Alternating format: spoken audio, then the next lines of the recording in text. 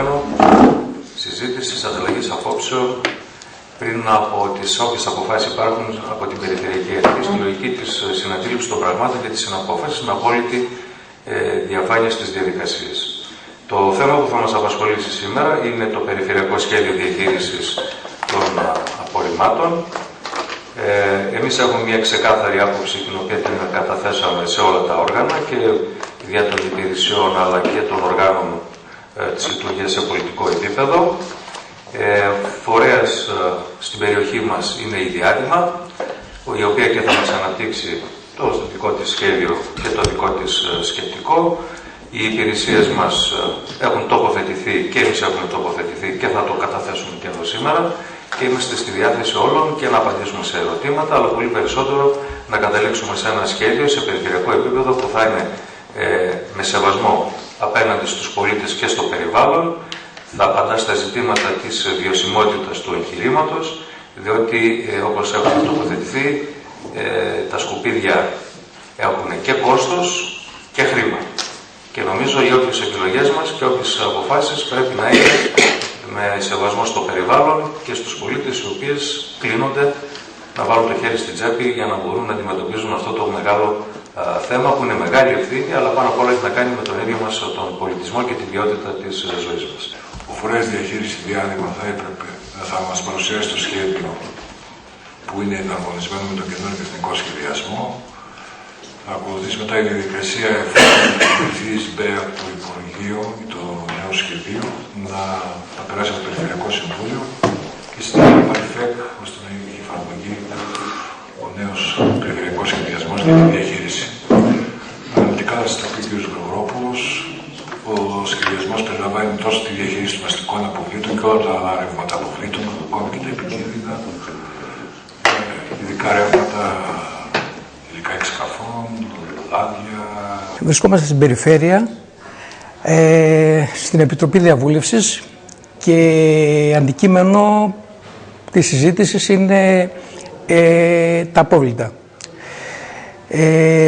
Πέρα από τα γνωστά απόβλητα, τα οικιακά που έχουμε, ένα μεγάλο θέμα που αξίζει προσοχής είναι τα επικίνδυνα απόβλητα. Η Διάδημα, και σε αυτό γίνεται ενημέρωση, ασχολείται μόνο με το πρώτο αντικείμενο, τα οικιακά απόβλητα. Το πιο σημαντικό για τα βιομηχανικά απόβλητα και τα επικίνδυνα απόβλητα, από όσο τουλάχιστον γνωρίζουμε, δεν έχει στο άμεσο μέλλον προγραμματίσει κάτι και αυτό είναι ένα πολύ σοβαρό θέμα. Πιστεύω πως με τη συζήτηση που γίνεται να αναδειχθεί αυτό το θέμα. Πρέπει να πω εδώ ότι η Περιφέρεια της Δυτικής Μακεδονίας έχει περιφερειακό σχεδιασμό για τη διαχείριση των απορριμμάτων από το 1997. Ουσιαστικά από το 1998 όταν οι δήμοι τότε της περιφέρειας συνέστησαν τη Διάδημα. Ένα σχεδιασμός ο οποίος κατ' ουσίαν από το 1997 μέχρι σήμερα δεν έχει ουσιώδεις αλλαγές, απλά προσαρμόζεται κάθε φορά στις απαιτήσεις της νομοθεσίας. Κατ' ουσίαν το 2009 έγινε μια πρώτη ενσωμάτωση στην καινούργια οδηγία τότε της Ευρωπαϊκής Ένωσης για τη διαχείριση των απορριμμάτων που είχε εναρμονιστεί με ένα νόμο το 2003 στη χώρα. Το 2014 στα πλαίσια του νόμου 4042 είχαμε υποβάλει ξανά περιφερειακό σχεδιασμό, τότε τον είχαμε συζητήσει στις αρμόδιες επιτροπές τότε της περιφέρειας, είχε λάβει τη θετική γνωμοδότηση των Υπουργείων κτλ. Ήταν έτοιμος προς έγκριση, αλλά τελικά στο ενδιάμεσο μετά τις εκλογές και την νέα κυβέρνηση που προέκυψε τέθηκε η όλη ιστορία στο αρχείο και λόγω της δημιουργίας νέου εθνικού σχεδιασμού στην ουσία ξαναπιάσαμε την ιστορία από την αρχή και φτάσαμε στο σήμερα που είναι να καταθέτουμε ένα νέο περιφερειακό σχέδιο προκειμένου το οποίο ενσωματώνεται και υιοθετεί αυτά που θέλει ο νέος εθνικός σχεδιασμός που έχει τεθεί σε ισχύ από το Δεκέμβριο του 2015.